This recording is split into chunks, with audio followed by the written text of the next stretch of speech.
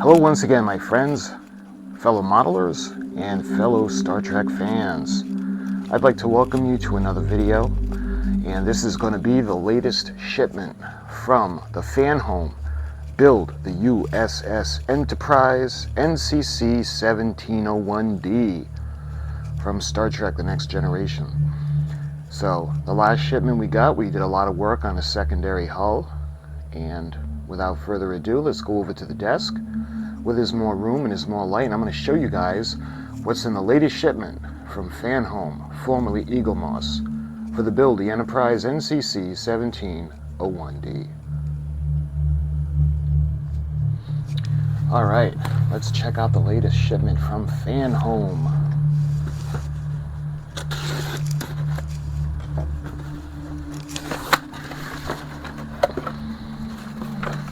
And this shipment has, let's see if you guys can see that. The product code is F419KTS027. And this is issue number 27. So we're already up to issue number 27. All right, let's take a look inside.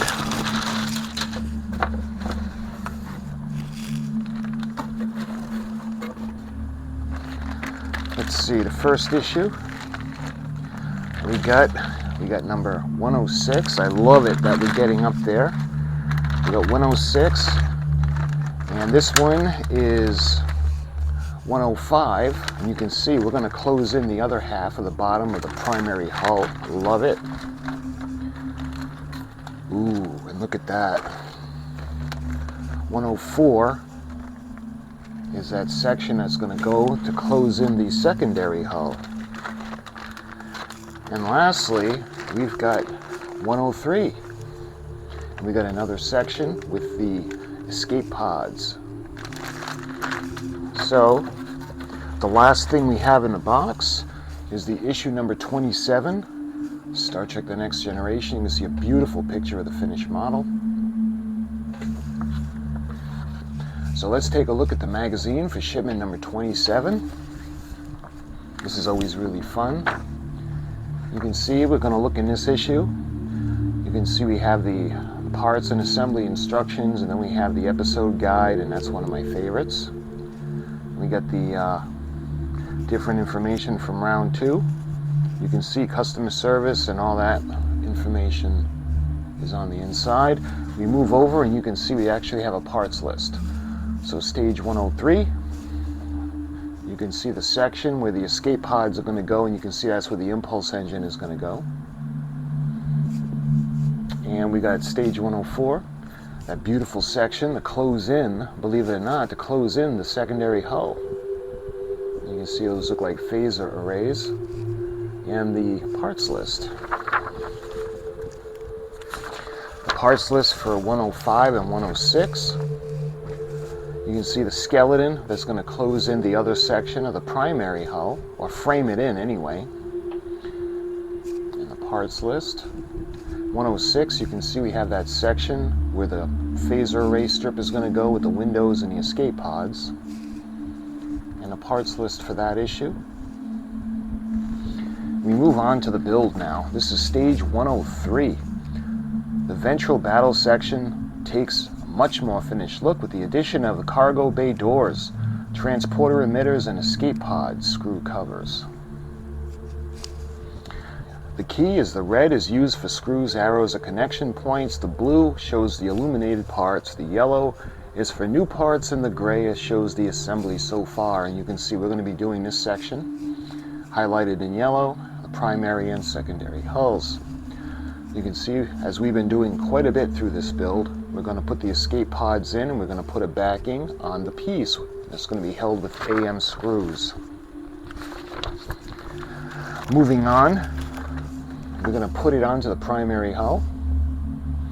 We're going to screw it into place, and it's going to be the screw cover is going to look like an escape pod. And you can see that fan section that's going to go on the bottom.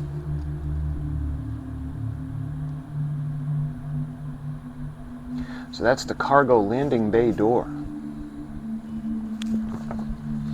Moving on, you can see we're going to put some more panels on. It's the peel and stick.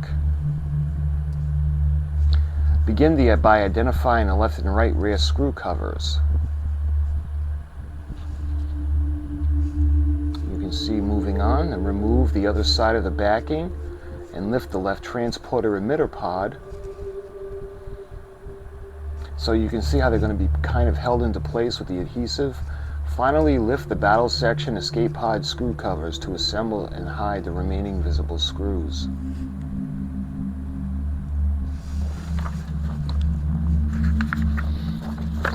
So now we move on to 101, and you can see those lights that we have coming out of the secondary hull, and you can see the sections we're going to be working on, and we're going to actually put the lights into position now. Those are going to be for the port and starboard lights that are at the aft end of the ship. And you can see the bottom section. We're going to be putting some BP screws in, and that's going to be for the switch.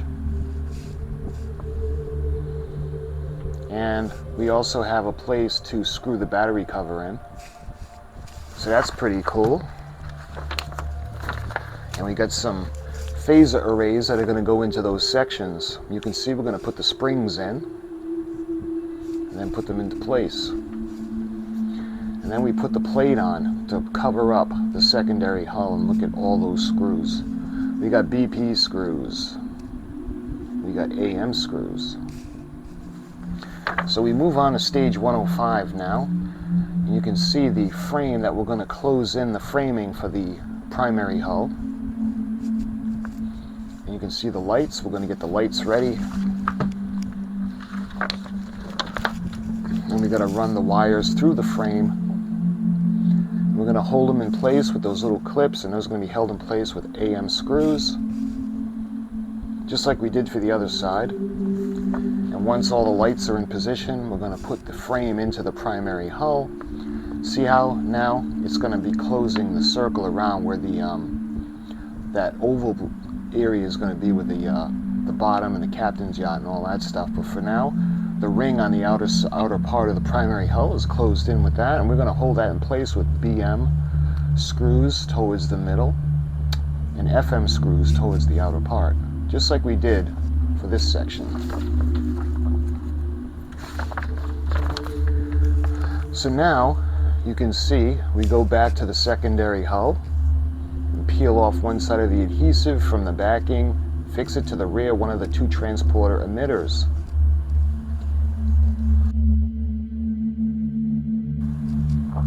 Then remove the other side of the adhesive backing and fit the transporter emitter pod on. And now, this is really exciting. Look, it's going to show you, we're going to take the battle section and slot the 4 metal feet of the holes on the top and the main battle section build, and we're going to put them into place. Put the two parts together until they lock into place. See the insert. The locking mechanism is designed so that the parts can be easily disconnected and reassembled whenever you wish. And this completes 105. That is so cool. She's really going to start to take shape. Maybe we can think about putting her on the stand now. Stage 106. Assemble one of the last sections of the ventral saucer phaser array before adding further finishing touches to the underside of the battle section.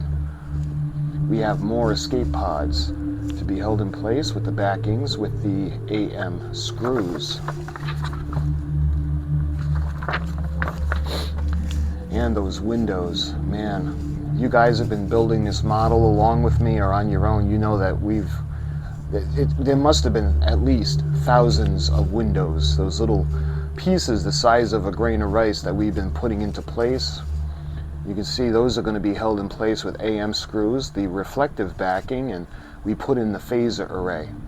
Phaser array is held in place with BP screws.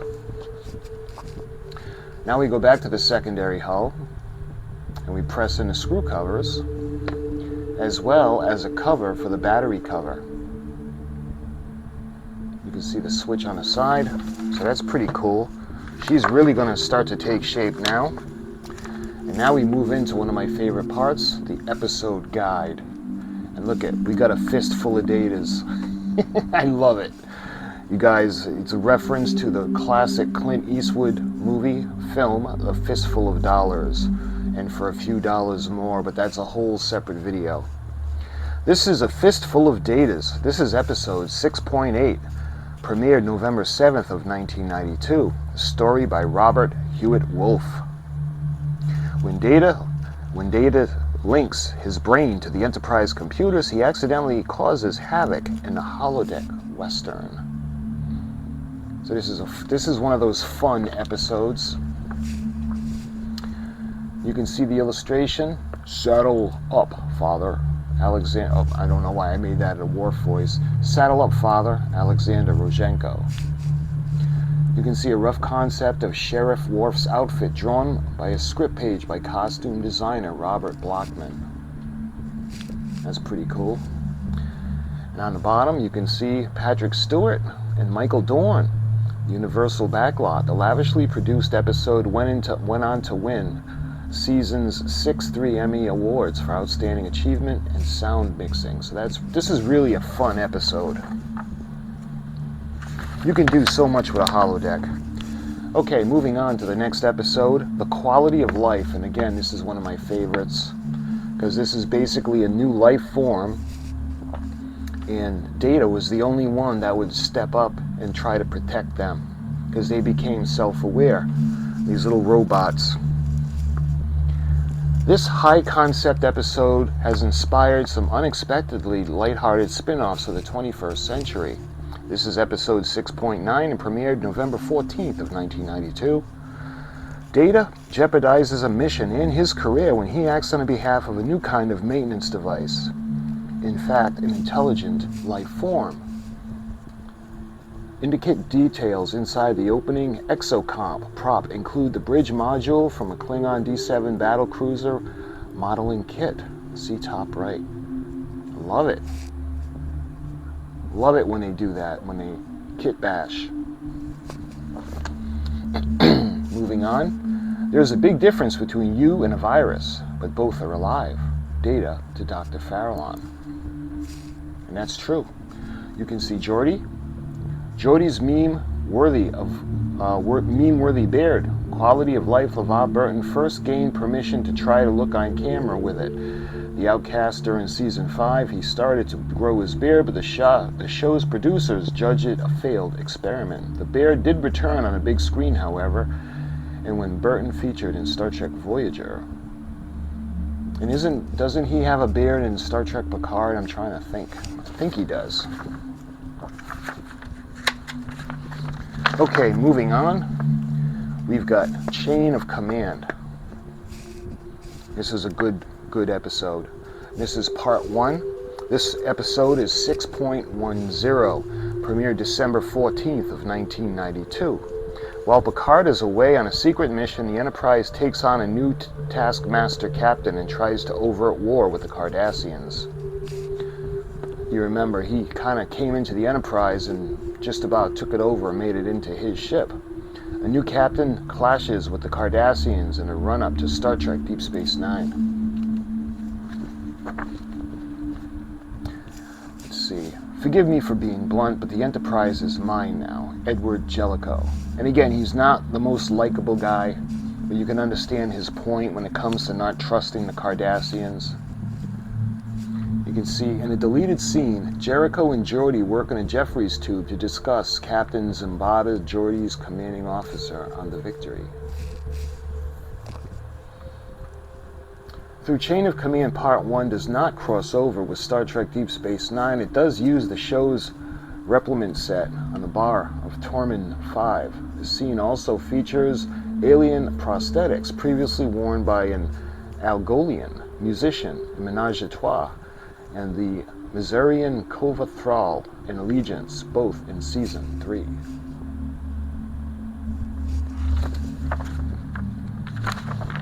So we got Chain of Command Part 2. You guys remember,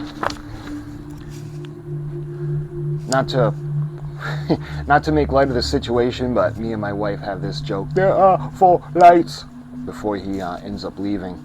This is Chain of Command Part 2. This unforgettable episode takes Star Trek The Next Generation to a darker place than it ever had gone before.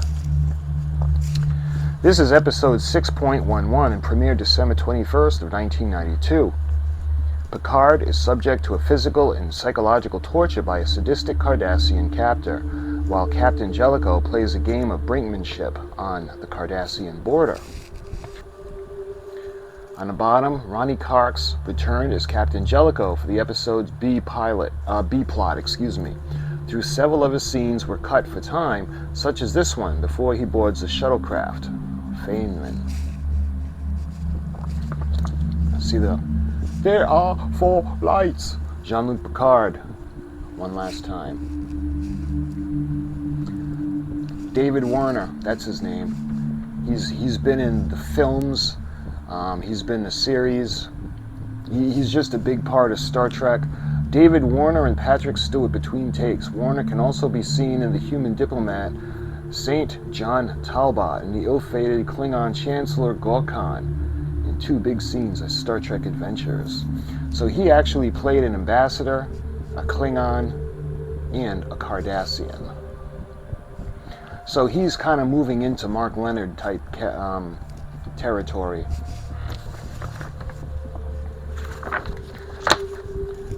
Next episode is Ship in a Bottle. Professor, I want to pronounce the name right, Moriarty makes a comeback. Barclay drops in to Baker Street. This is episode 6.12 and premiered January 25th of 1993. When Barclay reactivates the self-aware hologram of Professor Moriarty, fiction's greatest criminal mastermind soon has the Enterprise in his clutches. Alex Singer directs guest star Daniel Davis. I have them running around like rats in a maze, Professor Moriarty. You can see the photograph.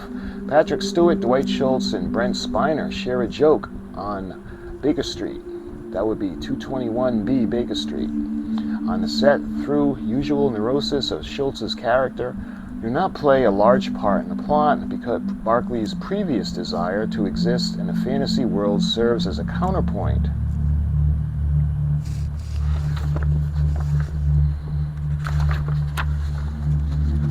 Okay, now we're going on to Aquil. And this is episode 6.13, premiered February 1st of 1993. Geordi LaForge falls in love with Lieutenant Aquil while investigating her role in a murder case.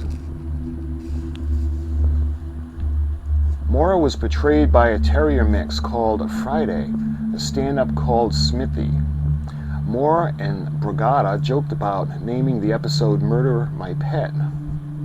Like Murder, She Wrote. Do I seem like the kind of person who would murder someone? Aquil Unhari. You can see Wayne Grace as Torak went on to play another Klingon in Star Trek Enterprise and the PC game Star Trek The Next Generation. A Final Unity, 1995, he also appeared as a Cardassian in Star Trek Deep Space Nine. And you can see the illustration by technical consultant Rick Sternbach. Created this subspace relay station designed for Star Trek The Next Generation, a technical manual in '91. It served as the basis for the Relay Station 47 filming miniature in Aquil, which was adapted from the U.S.S. Birdseye cryogenic modules seen in Season 1's The Neutral Zone. The modified models is a glimpse again as it is seen as Starbase 47 in Season 7's Parallels.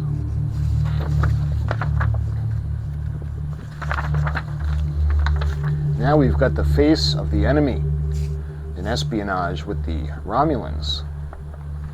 You can see the Consular Troi as she's portrays part of the Tashiar. A standout story for Marina Sirtis as Troi takes in Carolyn Seymour's Romulan commander. This is episode 6.14 and premiered February 8th of 1993. Surgically altered Troi wakes up on board a Romulan ship where the crew believes she is a senior intelligence officer. Like I said, the Tashiar. the Tal Shire. I'm sorry, not the Tal Shiar. I forget that. Tal Shire. Tal Shire. I'll have you ejected into space. Is that clear, Sub-Commander? Deanna Troi to Nivek. You can see Mr. Worf. Troi isn't the only one to get a new look in this episode. As Worf debuts the ponytail he would wear for the remainder of the series. Because come on, he looks a lot better than that little bob haircut he did at the beginning. Maria Sirtis, her makeup touched up his major recall of the Tal Shiar. To Shankar, named the Romulan Intelligence Service after the Vulcan martial arts technique, Tal Shire, from the original series. That's pretty good to know. That's cool. Yeah, and that's it. That's everything in the magazine for Shipment, or issue number 27. We've got issue 103.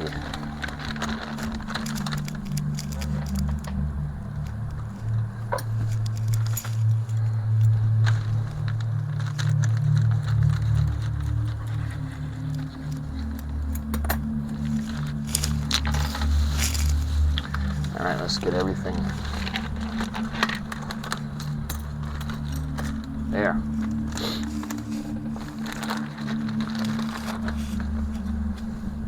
We got the bay doors that are going to go on the bottom of the secondary hull. You can see a couple of areas, and these are going to cover the screws, and that's going to be held, well, not held in place, but we're going to be putting the escape pod screw covers in. And these are the little adhesives, the little adhesive pads that they referenced to hold them on. And this is actually one of the transporter emitters. Hopefully you guys can see that. And we have these really tiny little, I think these are screw covers as well. See how tiny those are, so we don't want to lose those. And we have the backing for the escape pods, and we got more of the caps that are going to cover the screw holes. And let's see what else we got. We got a packet of FM screws, and we've got a lot of the escape pods. We've got 2 trees that are going to have them placed in, and then we have 1 tree of the screw covers, and we have one of the screw covers on its own. And let's see, we have more envelopes containing screws. These are the AM, and we've got the DP. And let's see, we got another section of the primary hull. You guys can see the Aztecing. And that red line where, of course, this is where the impulse engine is going to be. And that is everything in issue number 103. And now we'll move on to issue number 104.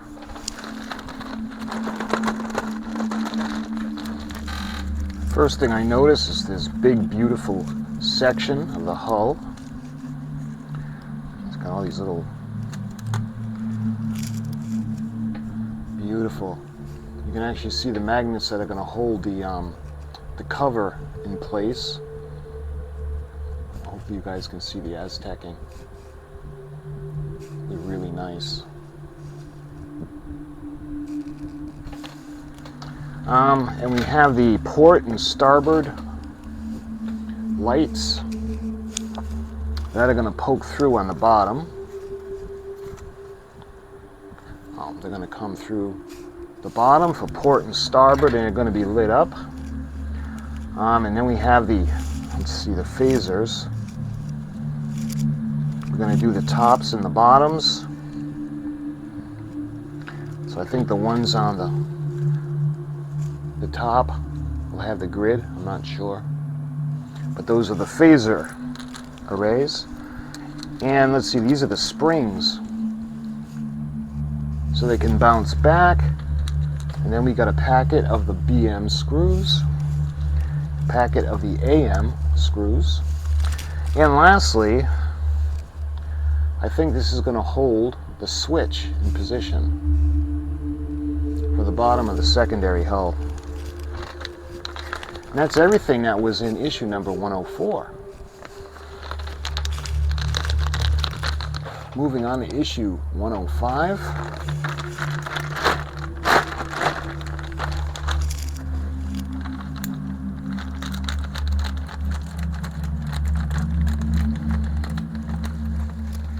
All right, so let's take a look at the frame,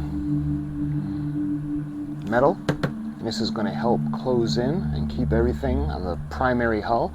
And you can see this is also where the battle bridge section is going to attach to. So that's going to be pretty cool. We got lots of little parts. We have the transporter emitters. See, they're supposed to have this little film on it, but we took one of them out. There was a problem because there was no backing, so it was actually stuck inside. So I had to put it on a backing myself. So those are the transporter emitters. I'll probably end up having to glue that one if it's going to give us a problem. And when it comes to the frame, there are LEDs that are going to be held in place onto the frame. And we're actually I'm going to show them to you like this because I don't want to lose them. And there's a lot of little parts in this section. So let's do the same thing with all the screw hole covers. More of the panels that are going to go on. And you can see there are some of the adhesives for the backing. We have 2 of them. Oh, actually there's another screw hole cover. And lastly, we have all of the screw envelopes. We've got BM, FM, and lastly, JM.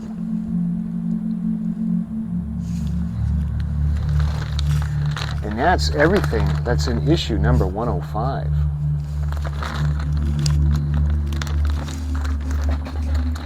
And lastly, we have issue 106.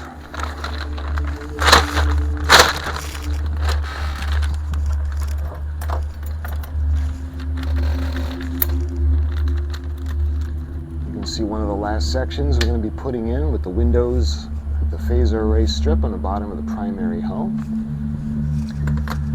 And we have many, many windows.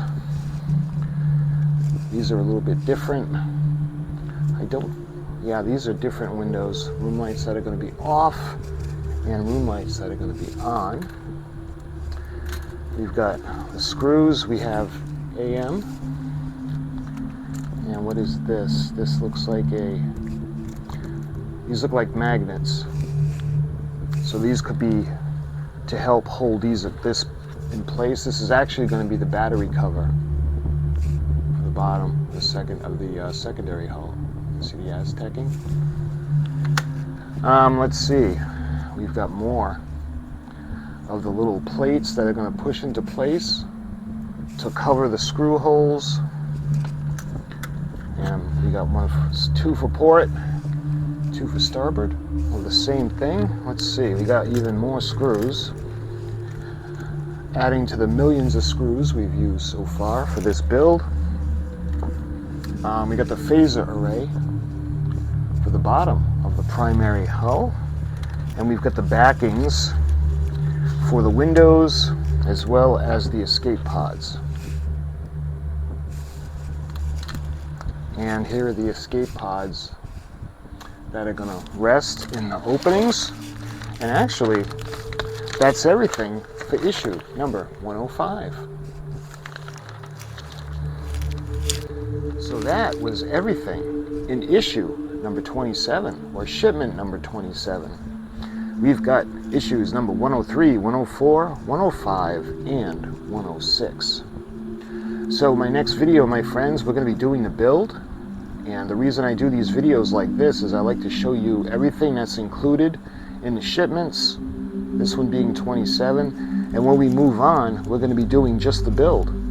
So for each shipment I receive, we have a build video and an unboxing video. So if you want to see what's in it, or you want to see how to build it, they're two different videos. So my friends, we'll be doing the build video very soon. Thank you for watching, and I'll talk to you guys soon.